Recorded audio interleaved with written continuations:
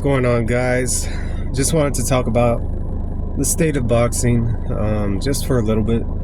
Talk about some events, some fights that are coming up, and give you my thoughts on where certain fighters like Terence Crawford and Canelo Alvarez go from here. And Terence Crawford, three-time undisputed champion. And I understand that there is a big crowd out there that wants to see him go up to the higher weights, fight David Benavidez or Dimitri Bivol. I'm not one of those guys, believe it or not. I think Terence Crawford should retire from here on out. He has nothing to prove.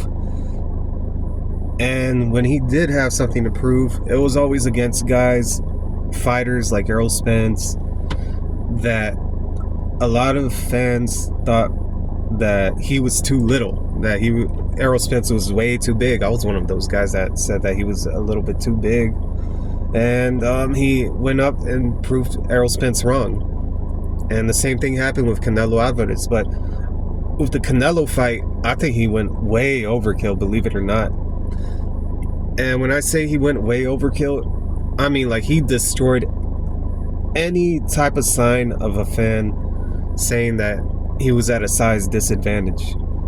Because Terence Crawford, when he's looking at an opponent, he's thinking of all the dimensions involved, all the metrics and everything. And I said this in my prediction video, which is very strange to me that it got very few views, considering that it was already fight week. But maybe it was because it was the morning of the fight, but that doesn't matter, because I did pick Terence Crawford to beat Canelo by unanimous decision. A lot of fans out there were saying, split decision, majority decision. I've even heard some fans say that it was going to be a draw. And it could have been a draw if Canelo scored a knockdown on Terence Crawford, but that was not the case. Terence Crawford dominated Canelo Alvarez and became the undisputed super middleweight champion of the world. I think that's the first time, I don't know, correct me if I'm wrong, this might be the first time that this has ever happened where a welterweight won the super middleweight championship of the world, well, specifically undisputed. And because super middleweight was a newer weight class compared to back then, like in the 80s, where a weight class like that didn't even exist. So that's why you never heard guys talk about Marvin Hagler moving up to 175. And if you did, it was very few people out there that were saying that. But either ways, I mean, Terence Crawford has nothing to prove. He already proved himself in these two fights alone.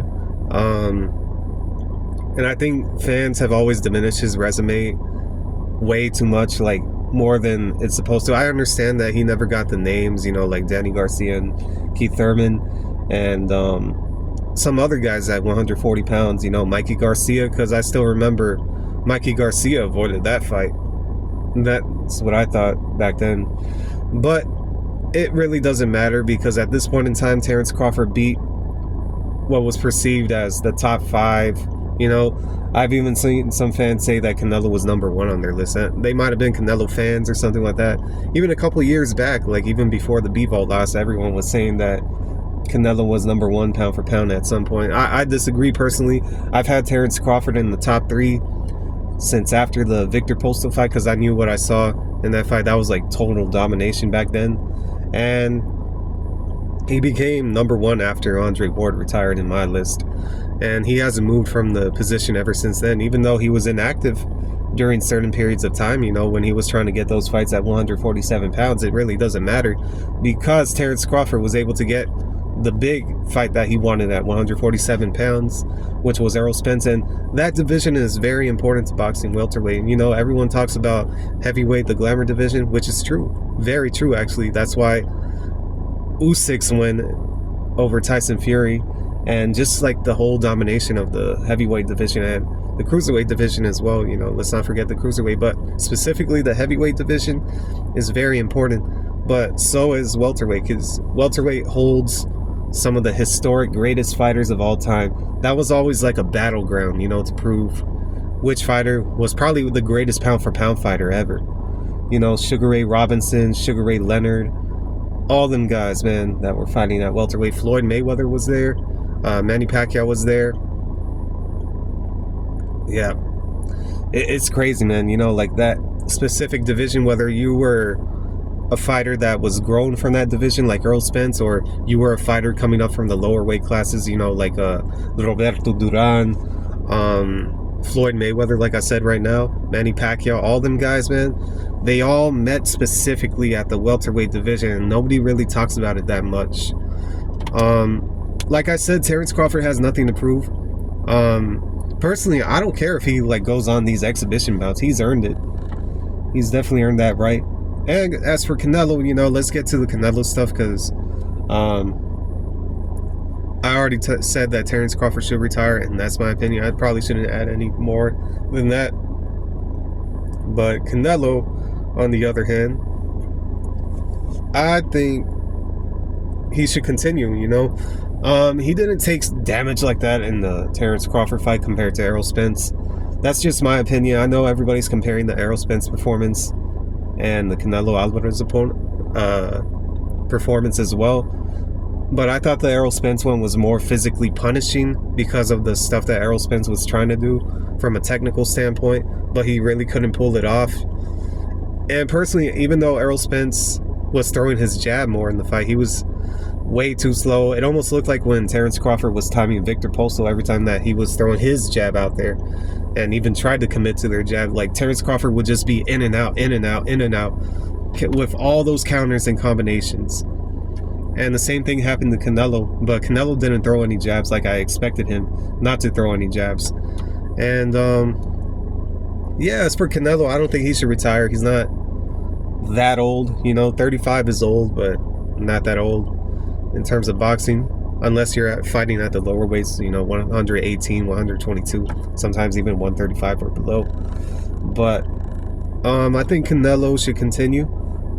Maybe he should campaign at 175 pounds. I know everybody's going to say, what the Look, there's some good fights out there for him at 175 pounds. You know, I think he could beat somebody like Anthony Yard, even though that would be a tough fight. But at 168 pounds, there's also some good fights as well. You know, Hamza Shiraz, Christian and Billy. But they're not really the fights that could really push Canelo, you know, because even though Canelo has had a whole lot of fights at this point in time, he also needs some tough fights as well to keep himself active. And maybe he should have one soft touch, and then after that, that's when he should go for a decently hard touch, you know, on the level of Anthony Yard, somewhere around there. But Anthony Yard's already fighting David Benavidez. And then right after that, he can go after David Benavidez. And from what I understand, he has like 3 fights left in his contract with Riyadh Season. I don't know the politics about that. You guys love to talk about that in the comment section. I don't know. You guys could debate that and all that. But I don't mean to sound like Boomhauer here. But I think Canelo should fight David Benavidez, you know, before he retires. And I think that's going to be a tough fight for him. But at the same time, it's very winnable. You know, even before the fights with Terence Crawford, even before the fights with Dimitri Bivol, I was always saying for years that him versus David Benavidez would be a very close fight. But at the same time, David isn't just going to dominate Canelo like that, because David doesn't really have the attributes or the skill sets or the IQ of somebody like Terence Crawford. I could be wrong. Maybe this is the fight that'll bring it out, but I don't think it's on that level of Terence Crawford. Maybe it could be like on the level, somewhat a level or two below Dimitri Bivol. Dimitri Bivol is getting up there in age as well. He's the same age as Canelo, but at the same time, I think that the experience of Canelo would really play a big role in that fight against David Benavidez. So that's still a very winnable fight for him, and fans should be clamoring for that fight, in my opinion. And don't just put David Benavidez on Terence Crawford like that, because that's still Canelo's work. Everybody was asking for Terence Crawford to fight Earl Spence. I remember I remember a whole lot of guys saying that they wanted Terence Crawford ever since 140 pounds to fight somebody like Felix Diaz, and then he fought Felix Diaz, and then there was at one point in time where they were saying that Terence Crawford was avoiding Edward Troyanovsky. That was the dumbest thing that I ever heard in my entire life of listening to boxing, that he was avoiding some guys at 140 pounds. That was stupid, because Edward Troyanovsky ended up getting knocked out in the first round by Julius Ndongo. But neither here or there. I think Canelo needs to fight David Benavidez, and I think that would be a big fight still, no matter what other fans say, because there's still going to be a lot of fans that are going to want to see Canelo in good fights.